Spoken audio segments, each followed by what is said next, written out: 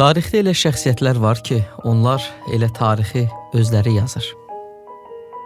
O, Azərbaycan musiqisinin səhnədəki nəfəsi, kino tariximizin işığı, dünya mədəniyyətinin isə unudulmaz simalarından idi. O səs təkcə mahnı oxumurdu.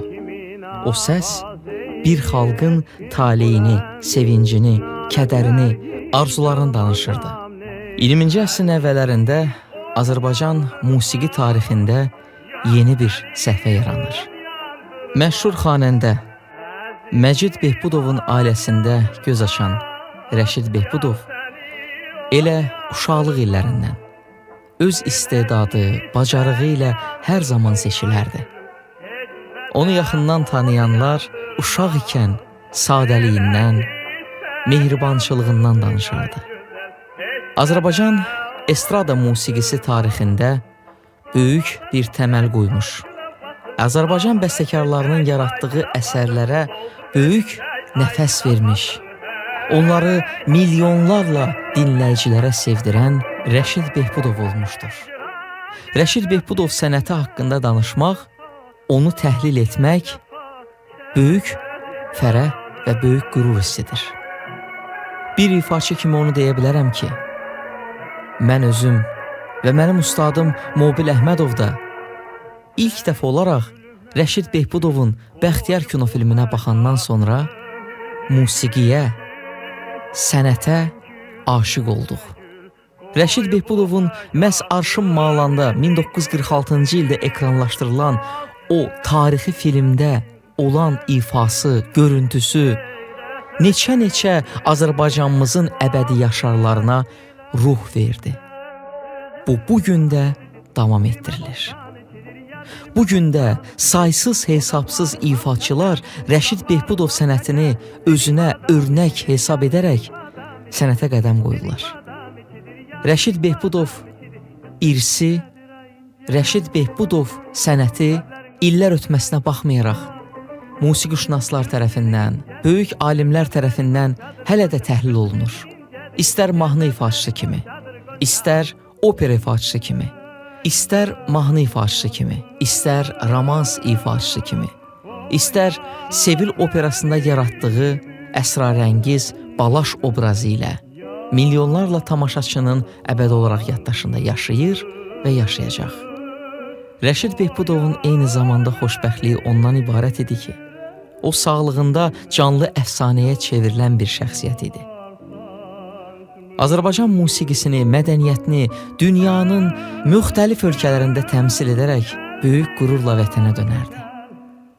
Onun adını daşıyan Rəşid Behbudov teatrında çalışan hər bir kollektiv işçisi bu məsuliyyəti dərk eləyir. Həmçinin Rəşid Behbudov sənətinin davamçısı, onun varisi, ölkəmizin özünə məxsus ifaçısı, onun qızı Rəşidə xanım Behbudova da bugün onun sənətini sevə-sevə davam etdirir. Əminik ki, Rəşid Behbudov sənəti nəsildən nəsilə ötürülərək bir nümunə olaraq yaddaşlarda qalacaq. Ümumili lider Heydər Əliyev 1969-cu ildə birinci hakimiyyəti devrində Rəşid Behbudov sənətinə böyük diqqətlə, qayğıyla yanaşıb. İndi isə sizə təqdim edəcəyimiz tarixi kadrlar Ulu Öndərin ikinci hakimiyyəti devrində Rəşid Behbudovun yubileyindən dediyi tarixi xatirələrdir. Hamı bilməlidir, gələcək nəsillər də bilməlidir ki, Rəşid Behbudov Azərbaycan xalqına, onun dünyada tanınmasına nə qədər böyük xidmətlər göstəribdir. Bir neçə dəfə mənim böyük qardaşım rəhmətli akademik Həsən Əliyevlə söhbətdə bunun bir demək ifadəsi mənim heç vaxt yadımdan çıxmır. O deyirdi ki, biz 100 ildir dünyaya neft veririk. Ama biz bundan özümüzü dünyaya tanıda bilmədik. Rəşid Behbudov öz mahnılarıyla, yəni Azərbaycan mahnılarının muzikisi ilə bir nəfər, bir insan Azərbaycanı bütün dünyaya tanıttı.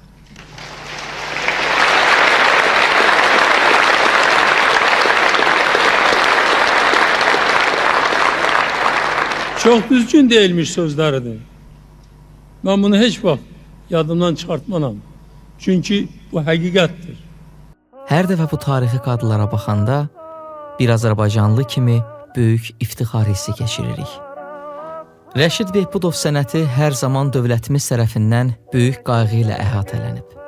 Qeyd etməliyik ki, müstəqillik devrində də Cənab Prezident İlham Əliyev tərəfindən Rəşid Behbudovun adının əbədiləşdirilməsi istiqamətində görülən işlər, böyük dahi sənətkarın məhz adını daşıyan teatrın qarşısında onun böyük heykəlinin əbədiləşdirilməsi, onun sənətinə verilən dəyərdir.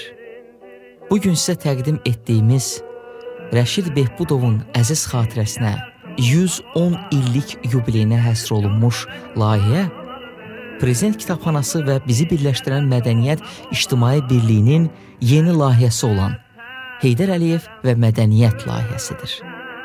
Əminik ki, illər ötsə də Rəşid Behbudov sənəti əbədi olaraq yaşayacaq və nəsildən nəsilə ötürüləcək.